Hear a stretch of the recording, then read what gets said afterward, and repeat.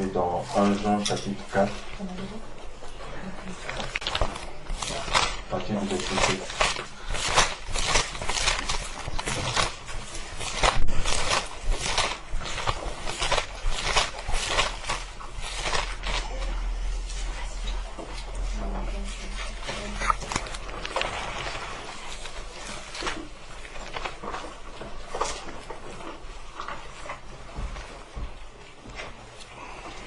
Amen.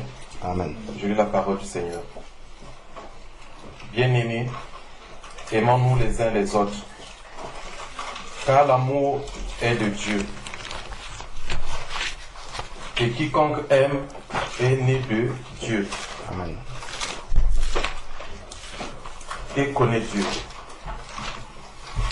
Celui qui n'aime pas n'a pas connu Dieu, car Dieu est amour. L'amour de Dieu a été manifesté envers nous, en ce que Dieu a envoyé son Fils unique dans le monde, afin que nous vivions par lui. Amen. Amen.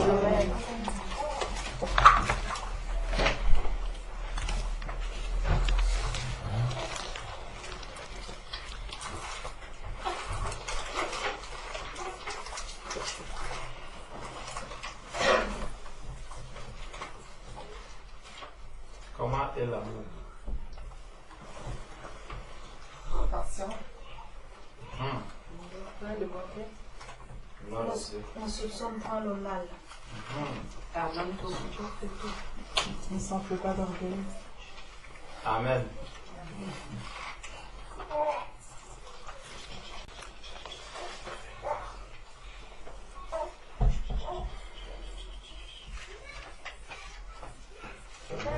Je vais ajouter quelques paroles sur les deux paroles que le frère, sur les versets que le frère a lus. Lorsqu'on veut connaître qui parle de l'amour dans la parole de Dieu, allons lire dans l'évangile de Jean. Jean nous montre comment, déjà on a pris un Jean, mais moi je ne prendrai pas Jean. Donc Jean nous parle vraiment de l'amour. L'amour selon l'amour du Seigneur envers nous, parce que c'est le plus grand amour qui a été manifesté. Et Jésus-Christ est l'amour parfait. Aucun être humain n'est cet amour parfait. Mais lorsque Jésus-Christ vient habiter en nous, il dépose son amour en nous, il nous transforme, et dans ce processus de transformation, nous pouvons résister souvent au travail que le Seigneur fait en nous, mais Dieu est miséricordieux, Dieu est patient, parce que tout à l'heure quelqu'un disait l'amour est patient. Dieu est patient, donc par son amour, il est patient envers nous, et il continue de nous amener, de nous guider, de nous conduire jusqu'à la perfection. Donc, si j'étais parfait, je ne serais plus au milieu de vous. Si j'étais déjà arrivé à la perfection. Mais le Seigneur me dit que je suis parfait. Donc, l'esprit que Dieu a mis en moi, c'est la perfection. Mais sauf que il y a une opposition entre la chair que je porte encore et l'esprit qui est en moi. Ça fait donc que à certains moments, je peux me mettre en colère. À certains moments, je peux avoir des défaillances. Mais cela me révèle une seule chose, c'est qu'il y a encore cette chair-ci qui est là. Donc je suis dans un perpétuel combat entre la chair et l'esprit qui est en moi. Mais j'avance ayant l'assurance que le Seigneur, lui qui a fait cette œuvre-là en moi, est parfait. Et donc, peu importe ce qui peut se passer, peu importe les faiblesses qu'ils peuvent encore avoir dans la chair, je sais que je suis dans la victoire et que le Seigneur fait grâce en toutes choses. Donc, cet amour que nous avons vis-à-vis de mon frère, que j'ai vis-à-vis de ma soeur, vraiment doit être manifesté. Je dois aller de progrès en progrès dans cet amour. Je dois avancer dans cet amour. Je dois en même temps me regarder aussi dans les rapports que j'entretiens avec mon frère, avec ma soeur. Est-ce que dans ce cadre-ci, ma soeur n'a pas bien reçu l'amour que je lui ai manifesté? Parce que n'oublions pas, moi aussi, dans mon élan d'amour, je peux toujours vouloir manifester l'amour à mon frère Lucas, qui ne comprend pas l'amour selon Dieu. Parce qu'il y a l'amour selon Dieu et il y a l'amour selon les hommes. Dieu est esprit. Les enfants de Dieu qui ont reçu l'esprit de Dieu doivent recevoir l'amour selon Dieu. Le Seigneur nous dit que l'amour, c'est dans la vérité. L'amour, c'est dans la vérité. Ça veut dire que lorsque je verrai mon frère Blanchard en train de poser un acte qui n'est pas bien, comment je dois montrer à mon frère Blanchard que je l'aime? En venant lui dire, frère, l'acte que tu as posé, il n'est pas bien. Quand je le lui dis, puisqu'il y a un combat à l'intérieur de mon frère Blanchard entre l'Esprit de Dieu et la chair, l'Esprit qui est en lui va attester qu'effectivement, ce que ton frère te dit là est vrai. Mais la chair va lui montrer que non, le frère qui est là, lui, il l'a montré qu'il est juste. Il l'a montré qu'il est bon. Il l'a montré qu'il est droit. Pourquoi c'est lui qui vient te le dire? Est-ce que les autres n'ont pas vu comment tu faisais cela et se sont tus? Non, mon frère. Si tous les autres l'ont vu et que moi je viens seul te le dire, c'est moi qui t'aime selon Dieu. Amen. Les autres ne t'aiment pas. Donc ça, il faudrait qu'en tant qu'enfant de Dieu, qu'on puisse toujours avoir une vision spirituelle des choses et non pas une vision selon la chair. C'est très important.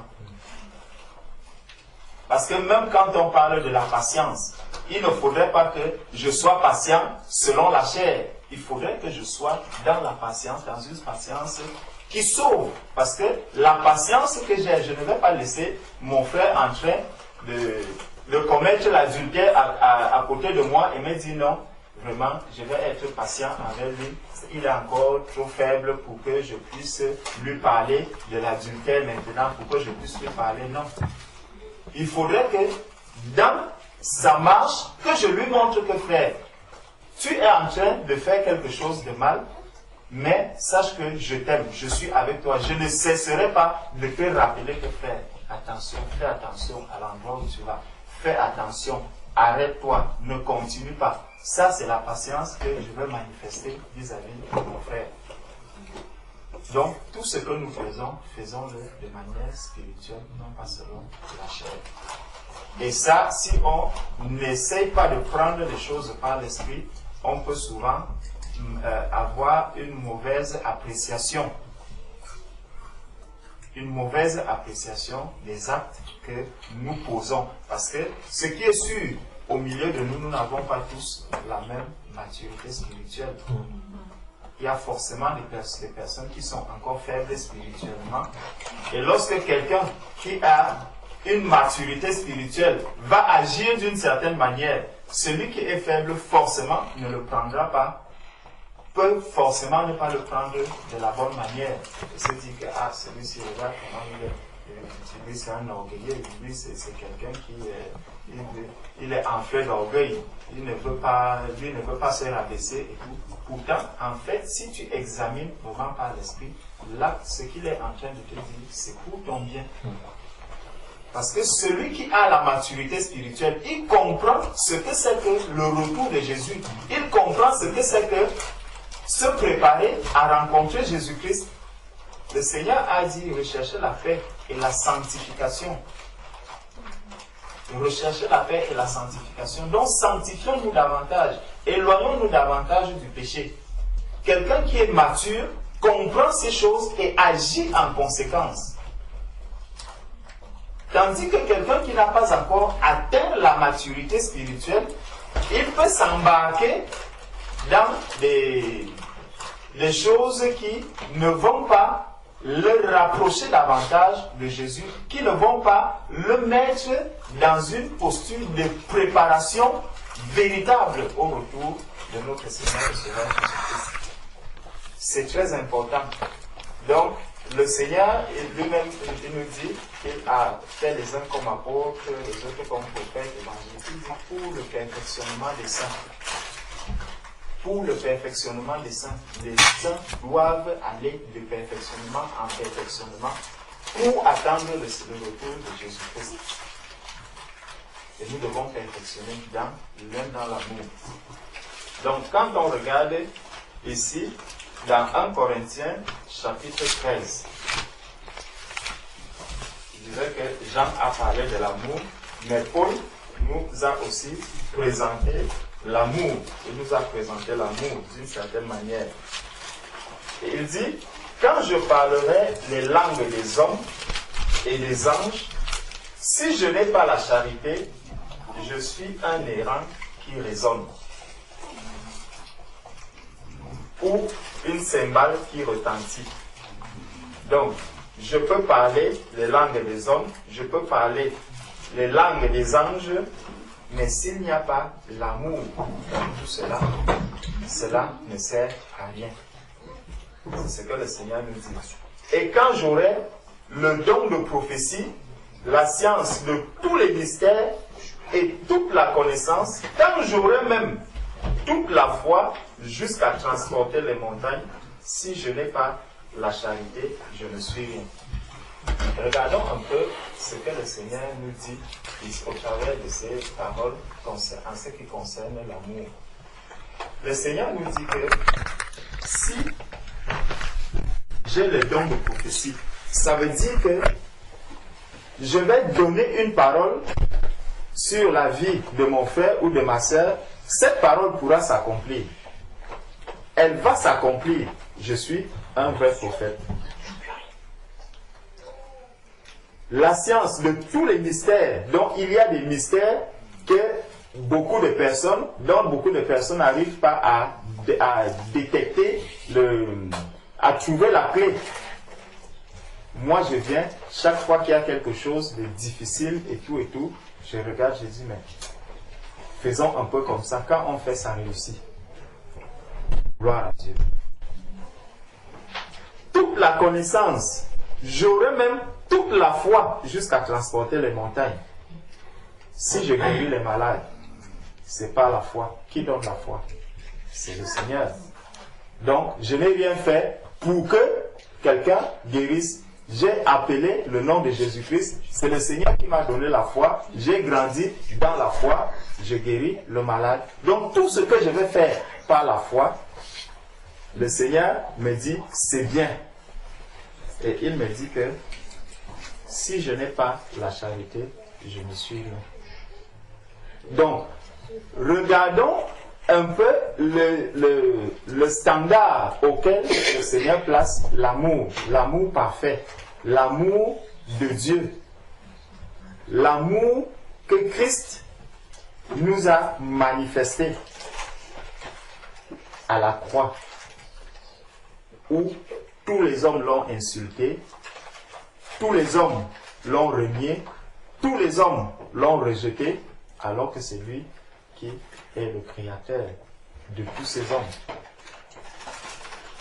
On n'a pas dit que les animaux, quand on parle de Jésus à la croix, je ne pense pas qu'on dit que les animaux étaient là pour se moquer de lui. Pourtant, c'est lui qui a créé les animaux. C'est lui qui a créé les arbres. Et ce qui est curieux, c'est que c'est un arbre qu'il a porté. Regardez un peu la différence entre l'être humain et l'arbre. C'est sur un bois qu'il a été cloué, dont le bois a quand même pu prendre le corps de Jésus-Christ. Il a accepté porter Jésus-Christ, que l'homme a rejeté, que l'homme a refusé, alors qu'il est venu pour sauver cet être humain. Regardons un peu l'amour de l'être humain. On vient te sauver, et toi, ce que tu fais en retour, c'est que tu cherches plutôt la mort de la personne. qui vient pour te faire du bien, pour te tendre la main, pour te sortir des ténèbres dans lesquelles tu te trouves, pour t'amener à la lumière. Tout ce que l'être humain a trouvé à faire de Jésus-Christ, c'était de le clouer.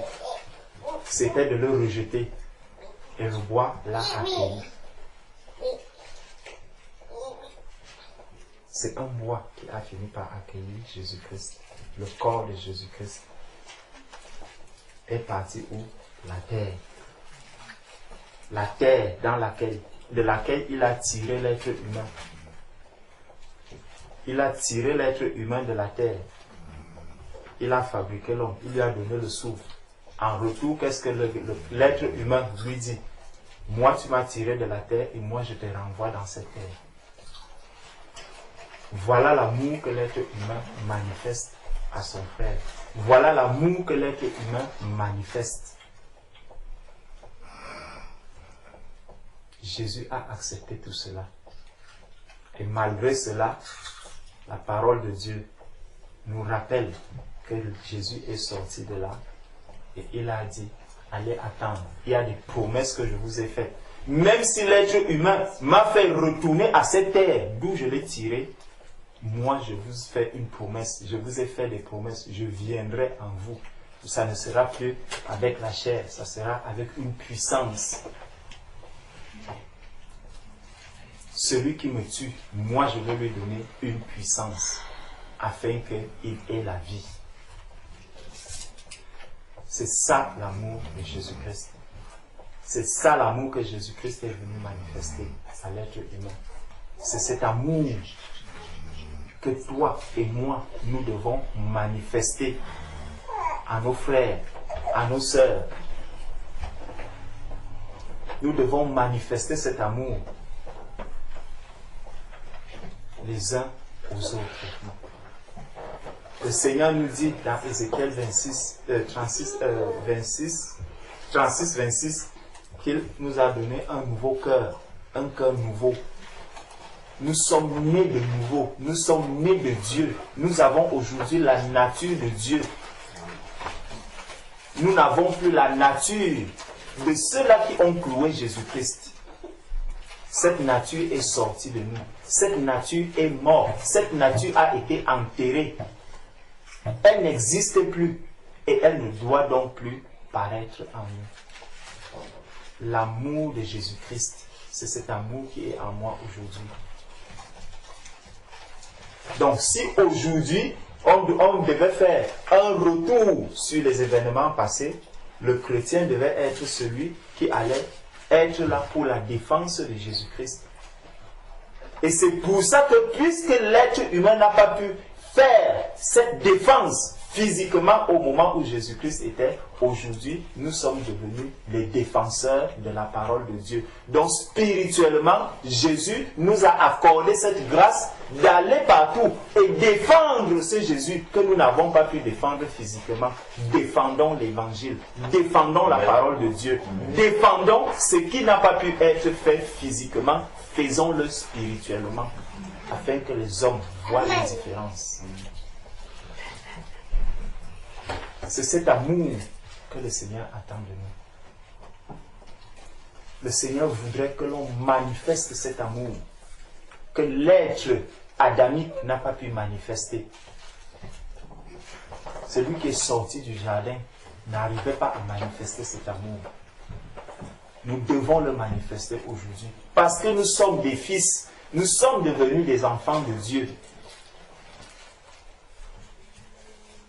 Le Seigneur dit que l'esprit que le monde ne peut recevoir, mais nous, nous l'avons reçu. Amen.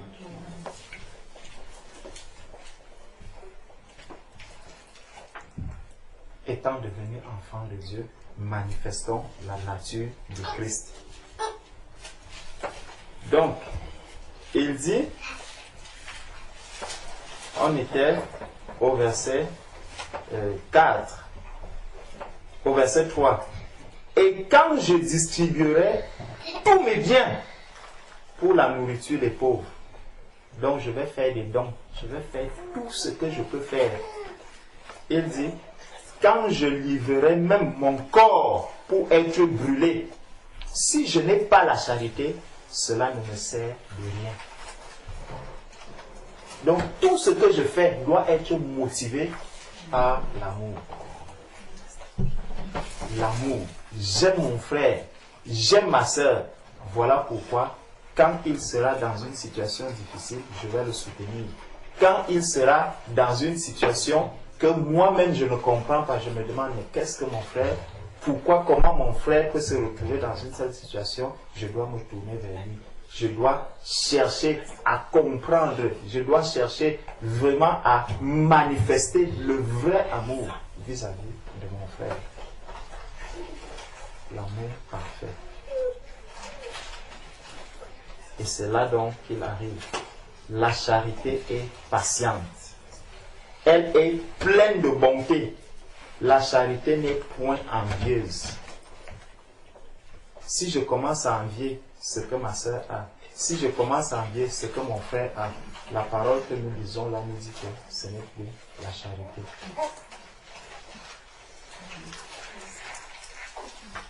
Ce que mon frère a eu, c'est le don de Dieu, c'est la grâce de Dieu. Même si mon frère a un gros salaire, c'est la grâce de Dieu. Le Seigneur lui a fait grâce. Même si moi, je n'ai même pas de salaire, je suis au chômage, c'est aussi la grâce de Dieu. Parce que lorsque je suis au chômage, je peux me concentrer à la parole de Dieu. Ce que mon frère qui travaille, lui, il ne peut pas faire. Au chômage, j'ai la possibilité de me nourrir spirituellement. J'ai la possibilité de servir le Seigneur de jour comme de nuit. C'est aussi une grâce. Ne prenons pas toujours certaines choses de la chair comme étant vraiment des scandales. Quand un enfant de Dieu va se retrouver au chômage, qu'il ne crie pas au scandale. Il faudrait qu'il s'approche du Seigneur pour dire, Seigneur, merci parce que tu as permis que ce moment-ci, je puisse le passer dans ta présence. Père, conduis-moi à bien faire le travail que j'ai à faire auprès de toi.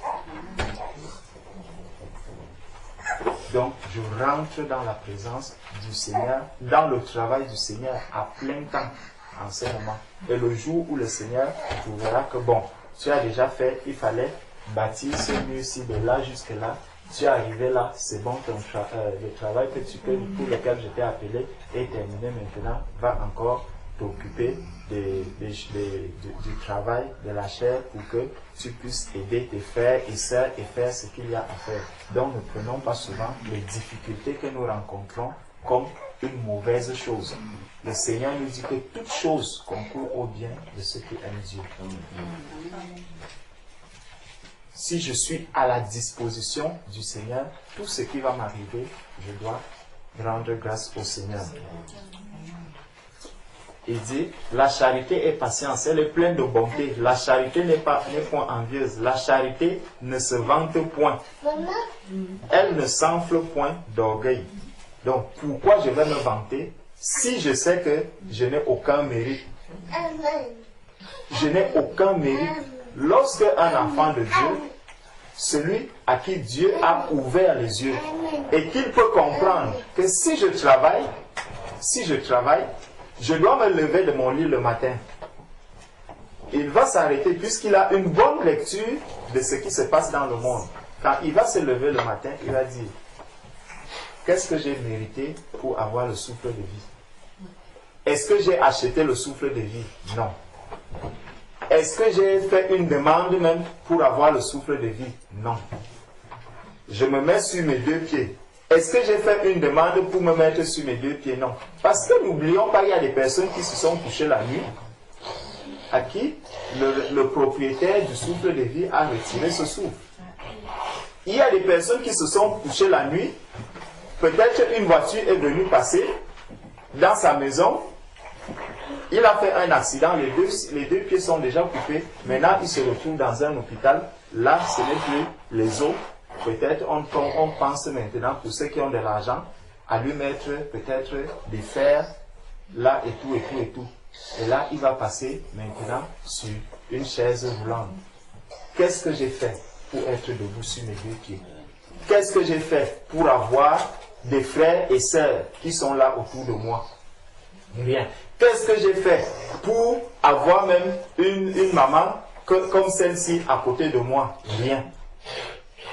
Ne l'oublions pas, il y a des personnes qui sont sur la terre, qui vont te dire, je suis tout seul. Ma sœur disait tout à l'heure que les gens pensent qu'elle est seule, mais elle a une grande famille. C'est une grâce. Amen. Amen.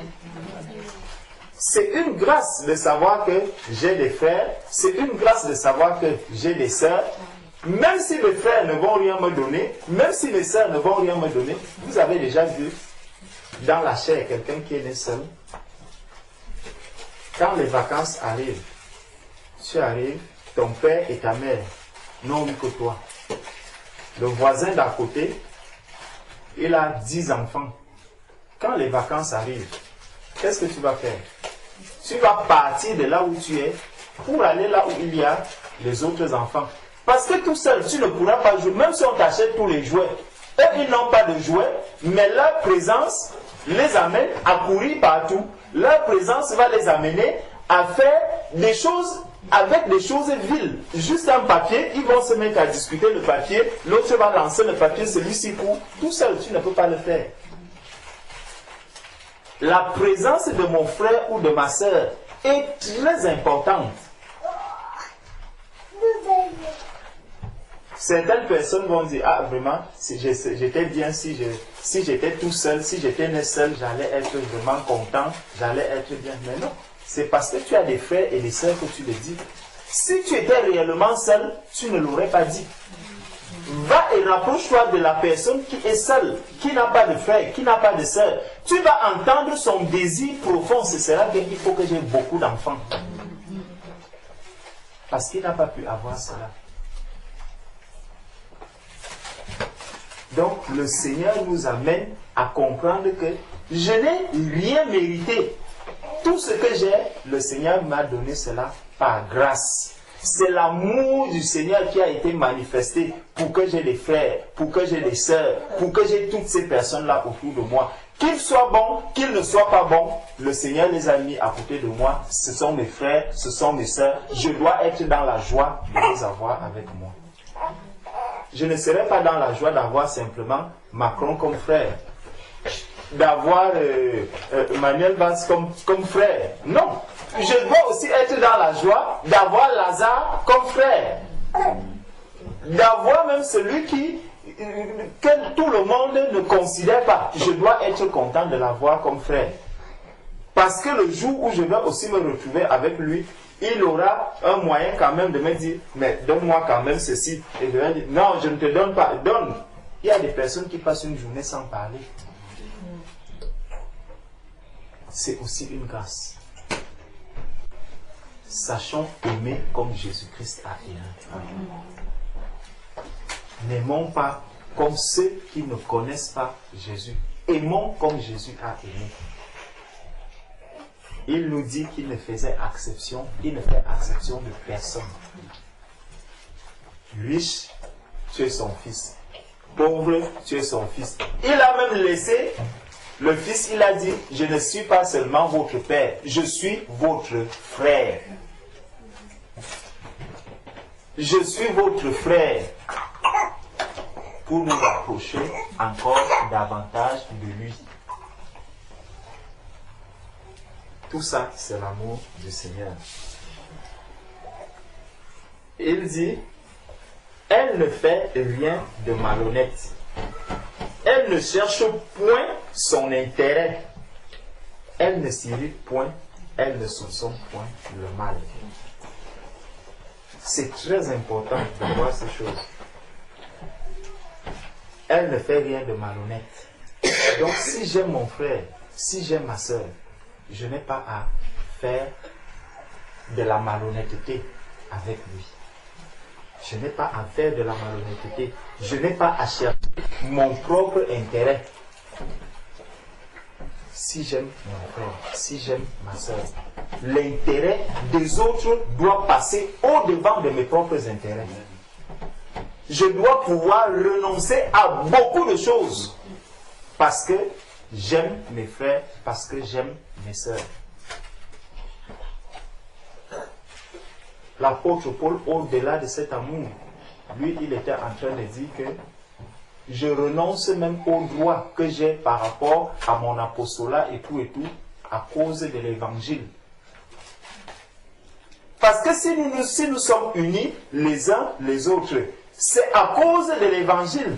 C'est à cause de Jésus-Christ. Jésus-Christ est la parole de Dieu. Jésus-Christ est l'évangile. Jésus-Christ c'est lui le socle, c'est lui la base de ce qui nous rassemble. C'est Jésus-Christ.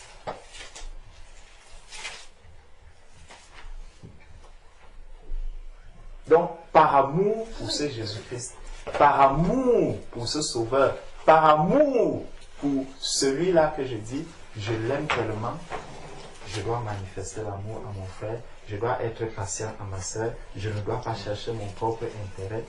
Dans tous les cas, il faudrait toujours que je reste dans la vérité, que je manifeste toujours la vie spirituelle, les œuvres spirituelles dans tout ce que je dis et dans tout ce que je fais.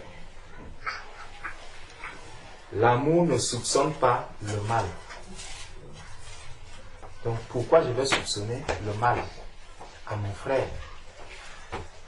Pourquoi je vais soupçonner le mal à ma sœur?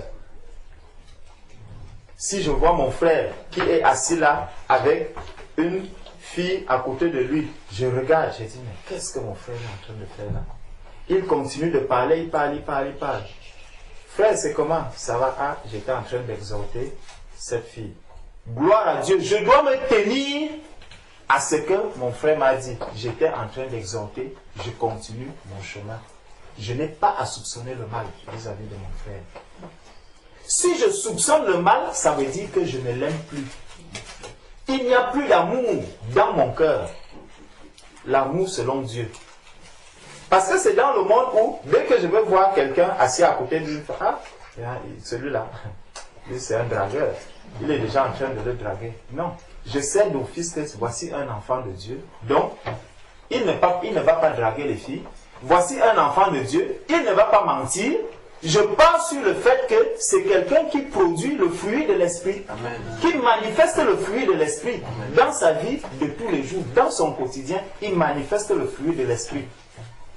Et ça, le seul fait même déjà dans mon cœur d'avoir cette assurance vis-à-vis de mon frère, vis-à-vis de ma soeur, c'est aussi une grâce de savoir que ce que je pense dans mon cœur va se manifester dans la vie de mon frère.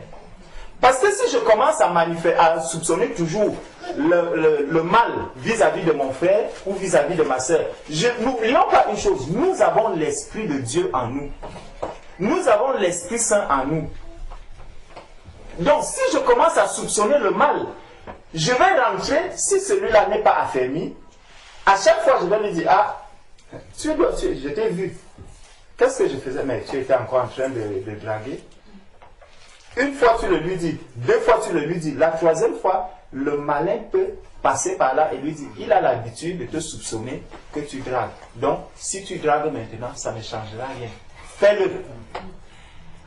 Et si la personne n'est pas mature, elle peut tomber simplement parce que tu as eu à soupçonner régulièrement le mal vis-à-vis de ton frère ou vis-à-vis de ta soeur et tu peux faire tomber ton frère ou ta soeur. Donc apprenons à manifester l'amour. Tout enfant de Dieu doit manifester l'amour de Dieu. Ne pas soupçonner le mal, c'est très important.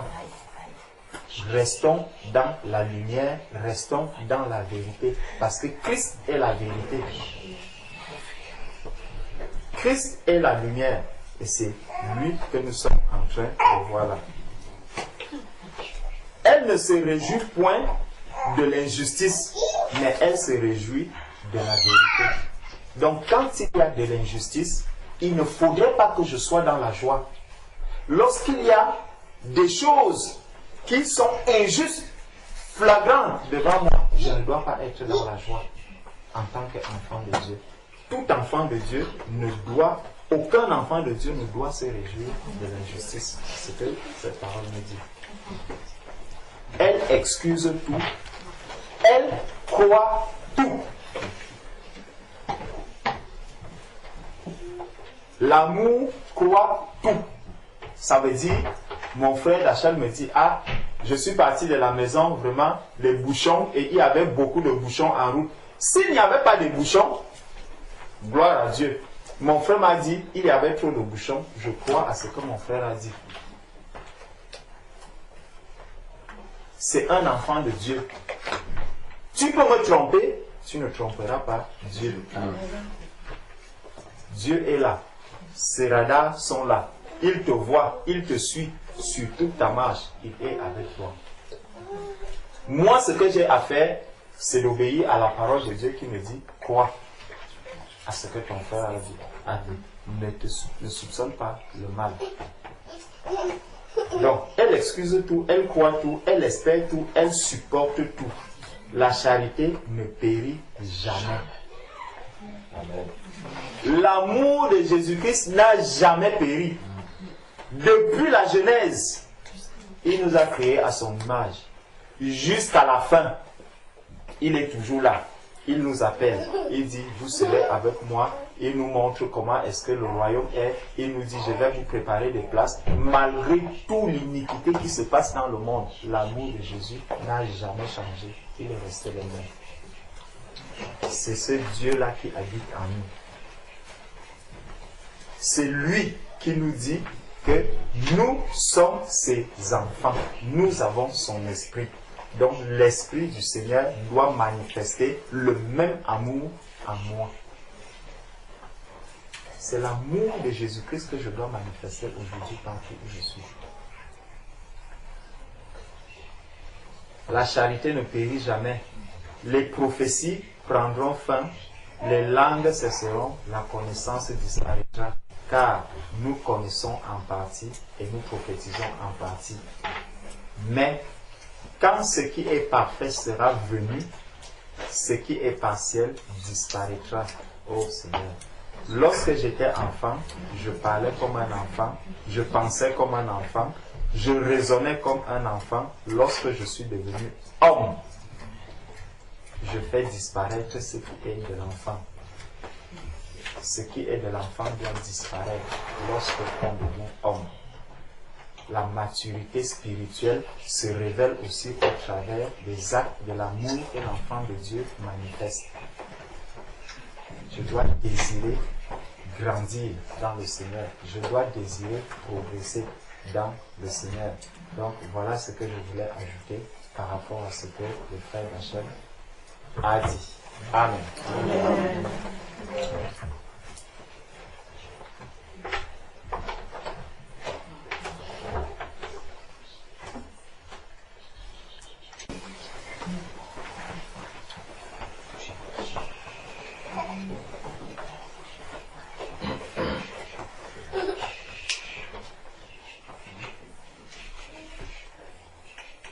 Sa grâce. Viens t'asseoir ici.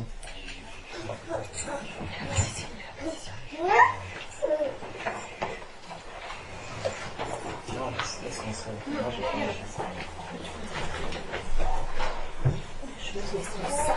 Vous êtes trois.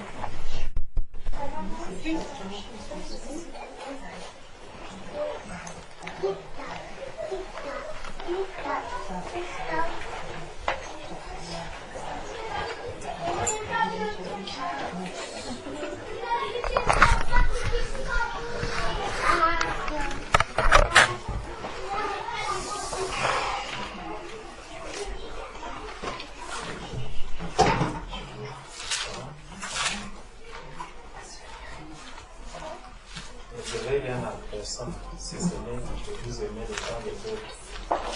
L'amour est une dette. Vous devez m'aimer comme je suis.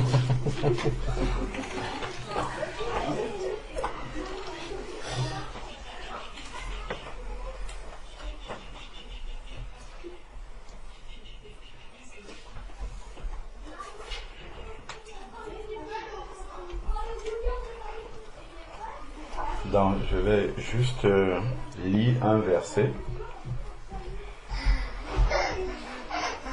par rapport à l'amour dont il est question, pour voir un peu comment le Seigneur conçoit que l'amour doit se déployer par ses enfants. Je Je vais lire un verset. Donc c'est dans 1 Thessaloniciens chapitre 4. 1 Thessaloniciens chapitre 4 verset 9.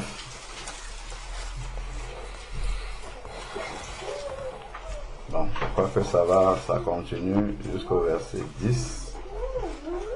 1 Thessaloniciens chapitre 4 verset 9 à 10, il est dit: pour ce qui est de l'amour fraternel,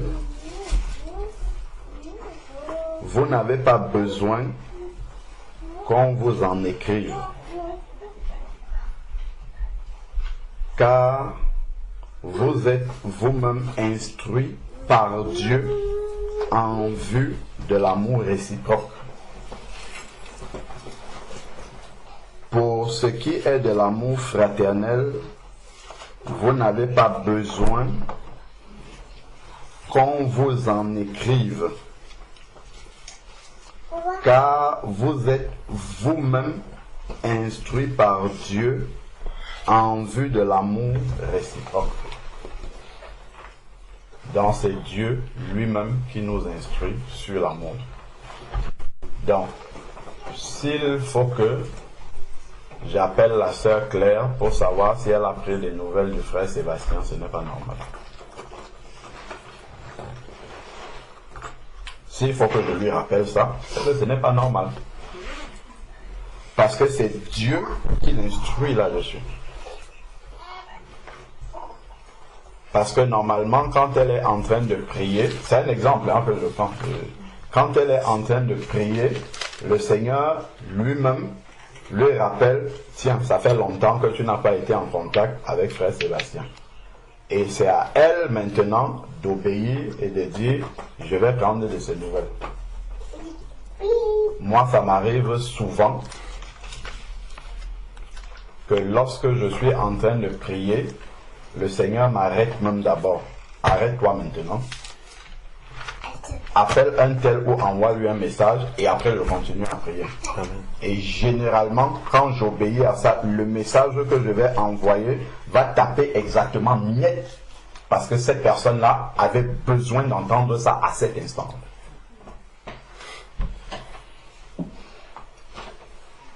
Je ne remets pas à plus tard.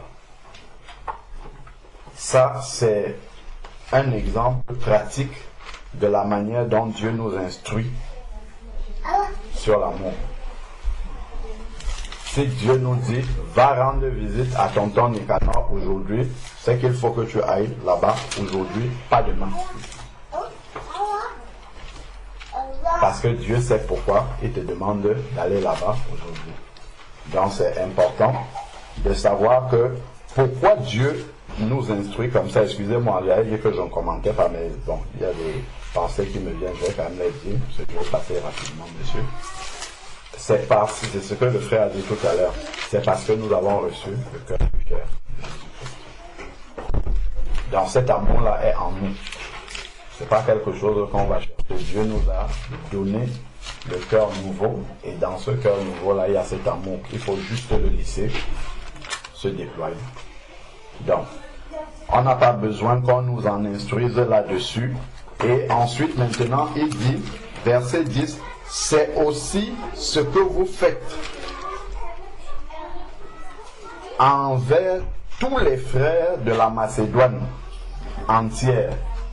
Donc, c'est un amour que nous manifestons envers tous les frères de la Macédoine ici.